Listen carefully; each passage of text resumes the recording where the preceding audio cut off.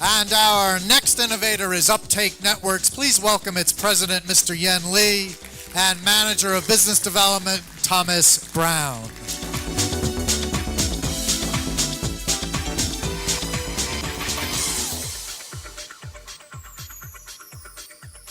Good afternoon. As some of you may know, I used to run travel at Yahoo, and the reason I left Yahoo to start Uptake because we saw a huge opportunity to help consumers make better decisions about what to book. If consumers today know what to book, it's really easy. There's a lot of well-branded booking sites that do a very good job.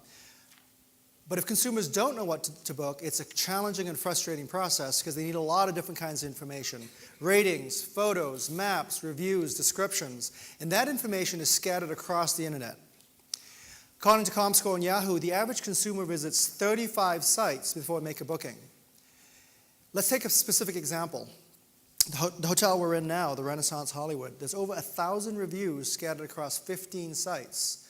That's a lot of content to filter through. The bottom line is there's too much content across too many sites, and there's too many choices of consumers to make efficient, effective decisions. So what we're doing at Uptake is we're solely focused on helping consumers make better decisions about what to book. We're aggregating all the content we can find on the internet about travel. We're analyzing and filtering it based on who you're traveling with, why you're traveling, and what you want to do. It may be easier to describe what we're doing in context of what we're not doing. What we're not doing are all the aspects of online travel that work so well today. We're not a booking engine. We're about helping consumers decide what to book. We're not about creating more UGC or creating more editorial content. There's tons out there already. We're about searching and filtering it so you can find the most relevant information to make a good decision. We're not about flights. We're about the 78% of leisure travel trips where people drive to the hotel. We're about all the aspects that make a trip memorable, like the activities and the lodging. Why don't we run through a quick demo of how Uptake works? Let's assume that I got lucky and my mother-in-law is coming to look after the kids, and I'm going off to a romantic weekend with my wife. We start like most consumers do. We start where most consumers start their travel research, in a web search engine like Google or Yahoo. And we find Uptake because it's got a highly tailored page for Monterey romantic hotels. We see here, rather than returning a set of overall hotel rankings, we have a highly tailored set of romantic hotels. The number one result is a Jabberwock Inn. We know why it's romantic. It's got a jacuzzi, a spa, a fireplace, a balcony. And there's snippets of descriptions, reviews, and blogs from all over the internet. In this case, the first snippet is from Yahoo Travel, where it says, the Jabberwock was so romantic that my husband put away his BlackBerry for the whole weekend. And it saves us time. We can see there's 148 reviews for the Jabberwock across 5 sites. We don't have to go there. They're all here in one place. As we scroll down the page, you can see there's a lot of each of the results, each of the recommendations for romantic hotels are relevant summaries of content aggregated from the web. But bad news. My mother-in-law bailed on us again, and our romantic trip just became a family trip. So when we search for family hotels in Monterey, you see the same thing, highly relevant recommendations on what the best family hotel is. In this case, the Casa Munros has got 569 reviews from over 9 sites. It's got an aggregation of hotels that give us a look and feel of what the Casa Munros is like. But it's the second result that catches our eye. The Sand Dollar offers babysitting. Well, maybe we're going to get a romantic evening out after all. In addition, we know that the Casa Munros has, Thomas, can you move down a little bit, please, so we can see the Sand Dollar Inn? So you can see that the Sand Dollar Inn also has a convenient location, and last but not least, the estimated price is just slightly more than half of what the first choice is. It's probably worth checking out. When we get to the Sand Dollar Inn page, we really find all the information we need to make a decision about whether the Sand Dollar Inn is the place that we want to stay at. You can see here we have the phone number and the website for the Sand Dollar. When we're ready to check prices or book, we can do deep links into all our favorite booking engines. From here, we could go and look at the 223 reviews from 8 different sources for the Sand Dollar, or we can just take a look at the fact that Uptake has done the analysis for us. And it says it's a great family hotel and is ranked number 2 because it's got a good pool, excellent cleanliness, The food kind of sucks, but the service is pretty good. In addition to having a pool and babysitting, it's also got a fridge. You can rent DVDs, and there's a kid-friendly menu. You can also read snippets of descriptions, reviews, and blogs. For example, here, we have a snippet of a blog from Boots and All. The kids had so much fun here, it practically made us forget about the rest of Monterey. Now, at any point, if we want to see more content than that little snippet that we show, all we need to do is click on the More link, and we go off to the content source. So in this case, we just send a free qualified lead to Travel Post. Now, what the consumer doesn't know is it's a free qualified lead. What the consumer does know is they just found more relevant information to help them make a decision. But the free part is really part of Uptake's commitment to being open and complementary to the travel ecosystem. So it sounds like the Sand Dollar Inn's a pretty good choice. But before we really decide, let's take a look at some of the other family-friendly hotels that we could find in Monterey.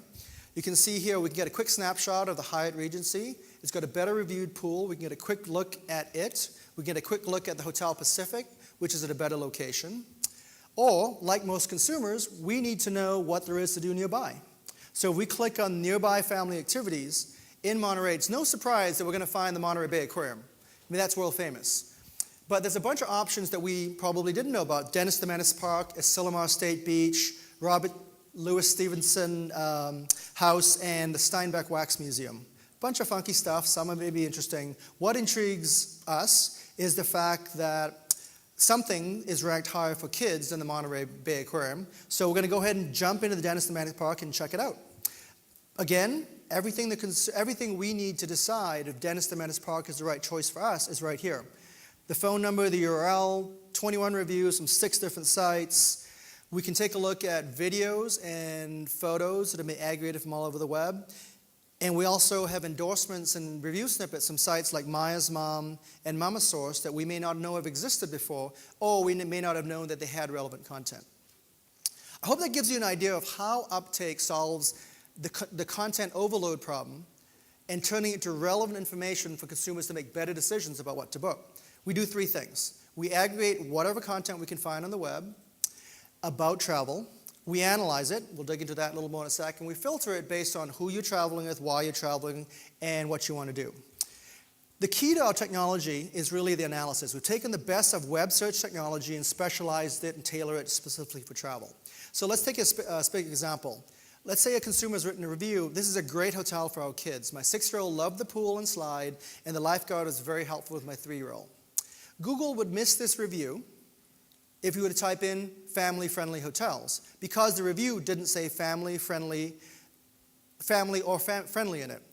We understand, because we have a 2-step process, to break open each of the reviews and understand the facts and the feelings about the reviews. So for example, we know that even though it didn't say family, we know that kids, 6-year-old, pool and slide, cots, those are all words related to family. Furthermore, we know that the pool could have been skanky. It could be great. What we need to do is look at the feelings about that review. So we know that perfect and love are much more powerful sentiments than very or good, which are much more powerful in turn than fine and nice. And the key to doing this all is our ontology. The ontology is being a fancy word for a library, which allows us to map all the travel concepts and words out there. Again, as I said, we take the best of web search technology and tailor it for travel. So if we're looking for a kid-friendly trip, we know that products like theme parks and zoos are probably much more kid-friendly than nightclubs and spas. That's easy. Now, is a beach kid-friendly? Is a hotel kid-friendly? It sort of depends.